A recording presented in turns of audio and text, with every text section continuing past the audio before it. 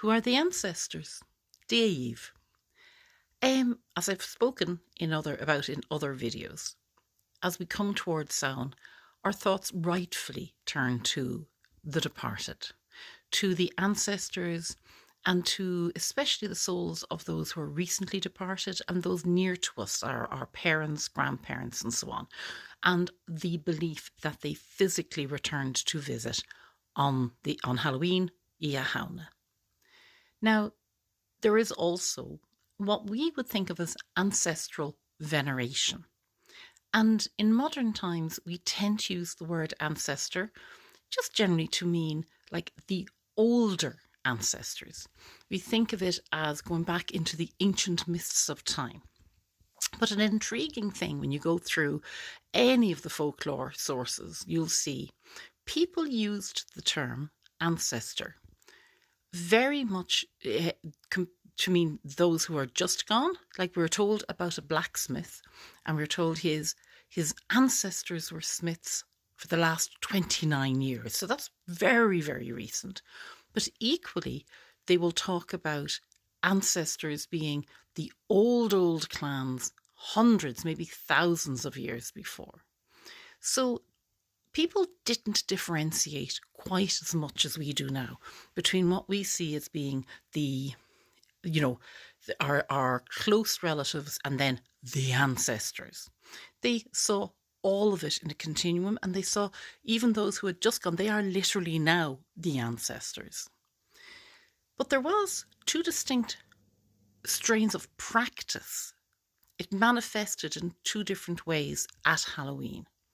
So you have, as I said, laying the empty space for your grandparents and parents or the newly departed, the feeling that the close relatives would come.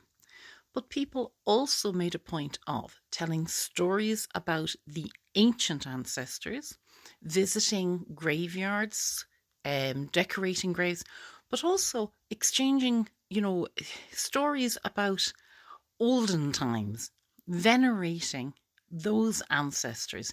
Now, I'm not suggesting that they made altars or anything like that, but there was a sense of respect and a sense of renewing your ties to your place and to your people through remembrance.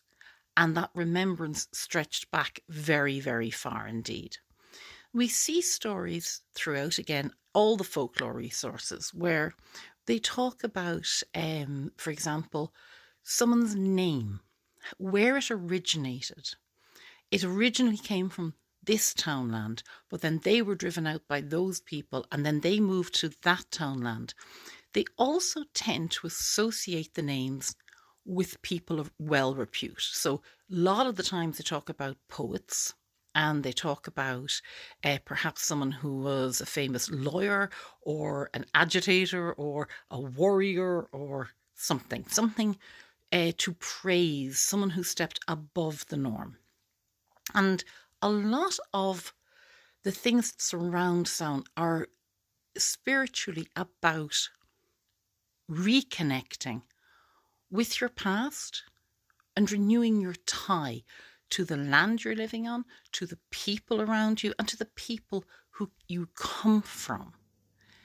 And obviously, if you no longer live in Ireland, if your family has moved, if your ties to, are not as obvious, this can seem a little bit daunting. It's a little bit academic rather than for those of us who live here, we're surrounded by it. But it is worth thinking about, meditating on, and actually putting a little effort into that practice.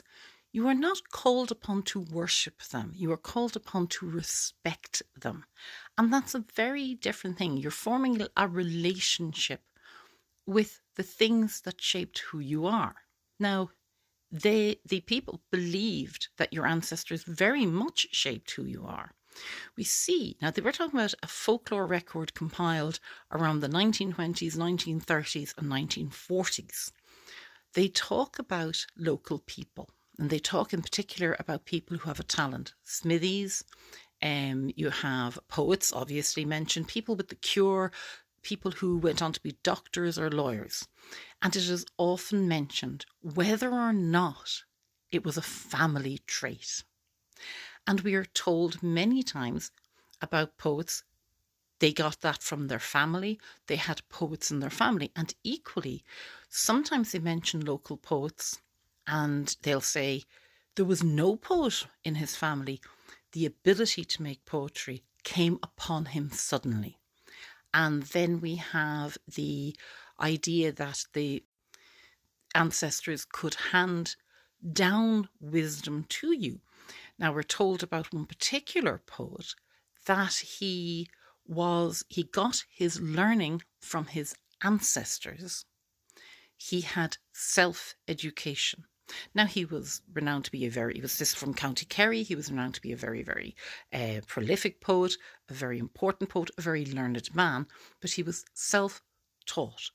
And this was expressed by he got his learning from his ancestors.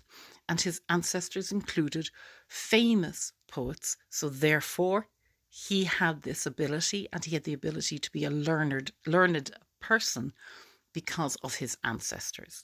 And there are examples. This is just one small example. There's loads of examples of this, and it's a lovely rabbit hole to go down if you have time. But the point being, I suppose, venerating your ancestors, reconnecting to your ancestors, isn't just an academic exercise. It's not some kind of new agey, let's light a candle and build an altar. Think about them. Research them. Ask questions about them. Consider your nearest relatives, your ancestors, as well as the oldest ones. Find out about your names and the names of your mothers and your fathers and your grandmothers and grandfathers and so on. You are connected to a lot of people. Sometimes maybe, majority in one area or country, but also to people globally. And that's something to be celebrated, to be explored, to be lent into, to make it part of your understanding of yourself. And maybe get your learning from your ancestors.